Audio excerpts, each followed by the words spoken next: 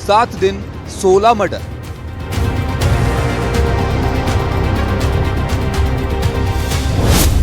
एक के बाद एक गोलीकांड।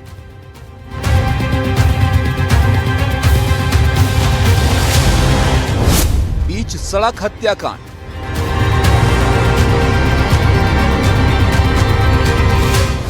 अपराधी बेलगाम, मचा कोहराम।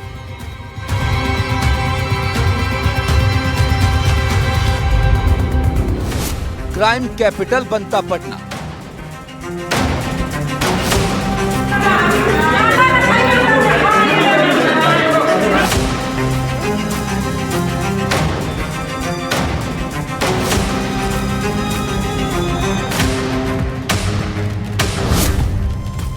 चुनाव से पहले बिहार का रक्त चरित्र। नमस्कार, एनडीटीवी इंडिया देख रहे हैं आप। मैं हूं आपके साथ अंजित। बिहार में चुनाव से पहले रक्त चरित्र। एक हफ्ते के अंदर 16 मर्डर हो जाते हैं। पटना से पूर्णिया तक हत्याकांड होते हैं। एक हत्याकांड सुलझता नहीं, दूसरा सामने आ जाता है। शुक्रवार रात ही राजधानी पटना के रामकृष्ण नगर थाना क्षेत्र में एक दुकानदार को गोली मार दी जाती है। हम आपको बताते हैं कि कैसे बिहार में अपराधी लगातार लगाम होते जा रहे हैं। दरअसल यही सवाल बार बार उठ रहा है आपके सामने। 4 जुलाई को पटना में उद्योगपति गोपाल खेमका की हत्या कर दी जाती है। उसके बाद 4 जुलाई को ही आप ये देखिए 3 लोगों की हत्या कर दी जाती है। और यह सब कुछ होता है सुशासन की सरकार में। 6 जुलाई को पटना में स्कूल संचालक अजीत यादव की गोली मारकर हत्या कर दी जाती है। 7 दिन में 16 मर्डर की कहानी आगे देखिए। 6 जुलाई को नालंदा, जो कि मुख्यमंत्री का गृह जिला है, वहां पर डबल मर्डर हो जाता है। उसके बाद फिर 6 जुलाई को मुजफ्फरपुर में युवक की हत्या कर दी जाती है, जिससे हड़कंप मच जाता है। 6 जुलाई को मोतिहारी में हिंसक झड़प में भी हत्या कर दी जाती है। ये वो तारीखें हैं जब हत्याएं हुई। और फिर आप देखिए 6 जुलाई को ही पूर्णिया में डायन बताकर 5 लोगों की हत्या कर दी गई। आप सोचिए कि क्या हो रहा है बिहार में। फिर अगली तारीख जो है वो 10 जुलाई की है। पालीगंज में बालू व्यवसायी रमाकांत यादव की हत्या कर दी गई। और सिर्फ ये वारदात यहां नहीं रुकती है। 11 जुलाई को पटना में दुकानदार विक्रम झा की गोली मारकर हत्या कर दी गई। उनकी जान चली गई। तो ये वो हालात हैं जब 7 दिन में 16 मर्डर हुए। एक हत्याकांड के बाद दूसरा हत्याकांड। कुछ यही हो रहा है बिहार में। शुक्रवार देर रात पटना में एक दुकानदार को गोली मार दी गई। बिहार में जो हो रहा है उसे लेकर राजनीति भी बढ़ती जा रही है। एक रिपोर्ट के जरिए आप भी देखिए।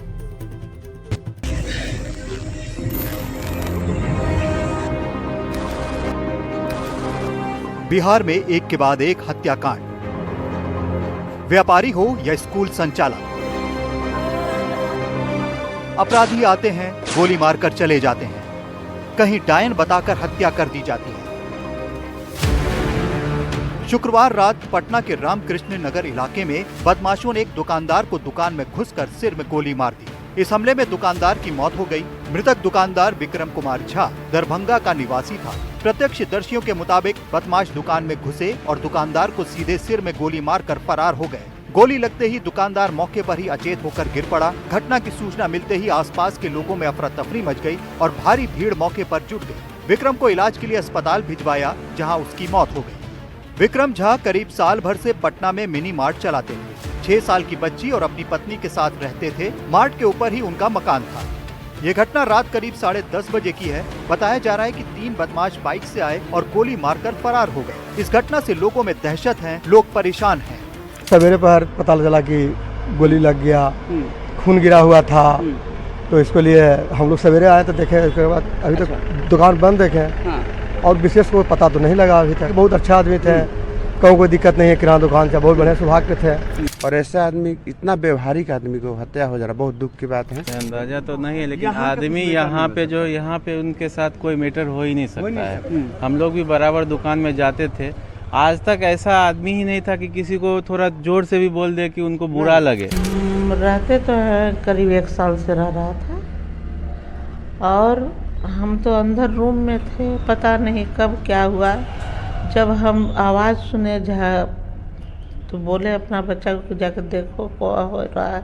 हम तो पैर से लाचार है, बुआ देख रहे हैं। तो वही देखे बोली कुछ हो गया है, सो वहाँ पर बाहर हल्ला कर रहा है, तो बोले देखो, तो वही बोली कि विक्रम अंकल को एक्सीडेंट हुआ है।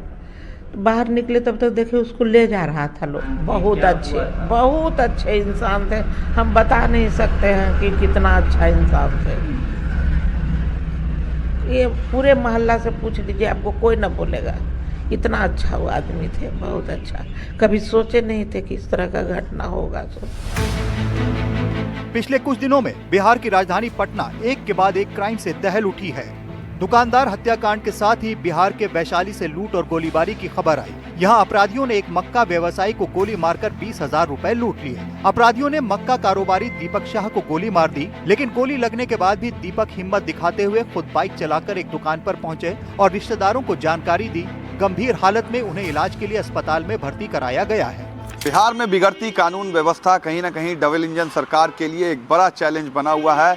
पिछले एक सप्ताह के भीतर लगभग 15 से ज़्यादा हत्याएं कहीं न कहीं बिहार सरकार के लिए एक बहुत बड़ा सरदर्द बना हुआ है। जिस तरीके से पूरा विपक्ष नीतीश कुमार की सरकार को घेरते नजर आ रहा है, वहीं बिहार सरकार जिस तरीके से बिहार में हत्याएं हो रही है, कहीं न कहीं उस पर घिरते नजर आ रही है। हाल ही में एकदम से बड़े अपराधों के बीच राजनीति भी तेज हो गई है। आरजेडी नेता और बिहार के पूर्व डिप्टी सीएम तेजस्वी यादव ने पोस्ट किया कि पटना में व्यवसायी विक्रम झा की गोली मारकर हत्या, डीके टैक्स तबादला उद्योग प्रदेश की अराजक स्थिति का मुख्य कारण, अचेत मुख्यमंत्री क्यों है मौन, भ्रष्ट भूंजा पार्टी जवाब दे। वहीं एनडीए के सहयोगी चिराग पासवान ने भी पोस्ट कर चिंता जताई है। चिराग ने लिखा है कि बिहारी अब और कितनी हत्याओं की भेंट चढ़ेंगे। समझ से परे है कि बिहार पुलिस की जिम्मेदारी क्या है। कानून व्यवस्था पर उठ रहे सवालों पर कांग्रेस सांसद तारिक अनवर ने कहा कि नीतीश कुमार का स्वास्थ्य ठीक नहीं है, इसलिए अब सरकार का इकबाल खत्म हो गया है। खास तौर पर जब से नीतीश जी की जो है का स्वास्थ्य खराब हुआ है, तो स्थिति बद से बदतर होती जा रही है। ऐसा लगता है कि शासन पर और कोई पकड़ नाम की चीज़ नहीं रह गई। तो जो असामाजिक तत्व हैं वो काफ़ी सक्रिय हो गए हैं। शासन का जो एक इकबाल होता है या रोब होता है, वो खत्म हो चुका है। पिछले कुछ दिनों से राजधानी पटना समेत पूरे बिहार में व्यापारियों को निशाना बनाने की घटनाएं सामने आ रही हैं। कारोबारी गोपाल खेमका हत्याकांड हो या पालीगंज में बालू कारोबारी की गोली मारकर हत्या, बिहार के दूसरे इलाकों से भी ऐसी ही घटनाएं सामने आ रही हैं। Bureau report, NDTV India. Bihar के उप मुख्यमंत्री विजय कुमार सिन्हा ने बिहार में लगातार हो रही हत्याओं और अपराधों पर अपनी ही पुलिस पर सवाल उठाया है। अपनी ही पुलिस को विजय सिन्हा ने कमजोर बताया। उन्होंने कहा कि पुलिस प्रशासन की कमजोरी से अपराधियों का मनोबल बढ़ा है।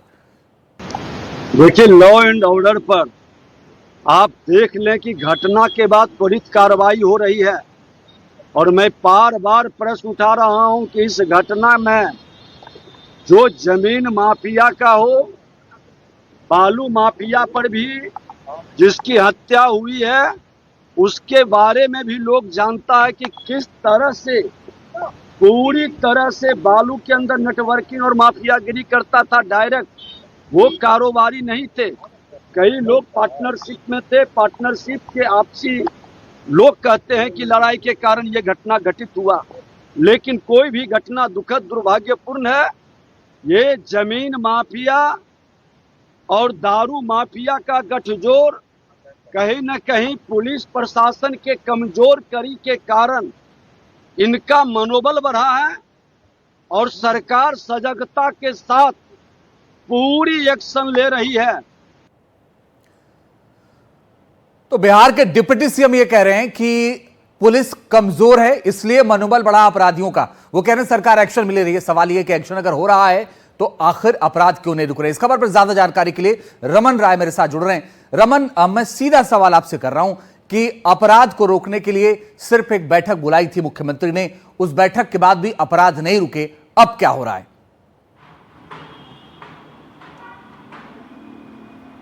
बिल्कुल, एक बड़ा सवाल बिहार में जिस तरीके से लगातार पिछले एक सप्ताह में लगभग 15 से ज़्यादा हत्याएं हुई है, कहीं ना कहीं बिहार सरकार पर और बिहार की पुलिसिंग पर एक बड़ा सवाल है। जिस तरीके से हर एक जिले से मर्डर की खबर आ रही है, कल रात में पटना में भी एक दुकानदार को गोली मारकर हत्या कर दी जाती है।